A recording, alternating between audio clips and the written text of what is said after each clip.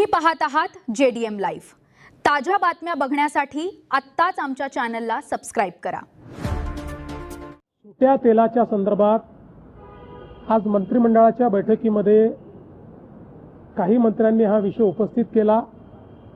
मंत्र्यांचं मत अगदी स्पष्ट होतं की जी काही FDAच्या माध्यमातून वेगवेगळी कारवाई चालली आहे ती योग्य आहे। कारवाई अशा पद्धतीने होत राहिली पाहिजे।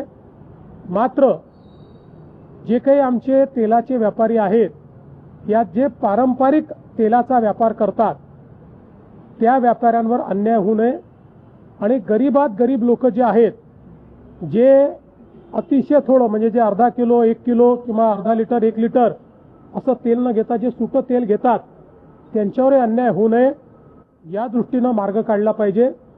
या संदर्भात आम्ही FDAला सांगणार आहोत की एकीकडे क्वालिटी मेंटेन करणंही गरजेचं आहे, दुसरीकडे पारंपरिक व्यवसाय सांभाळणंही गरजेचं आहे आणि म्हणून यातला मधला मार्ग काढून काही SOPs तयार करून कुठल्याही पद्धतीनं तेलामध्ये मिलावट होणार नाही, तेलामध्ये भेसळ होणार नाही या पद्धतीच्या SOPs तयार कराव्यात अशा पद्धतीनं FDAला सांगण्यात येईल।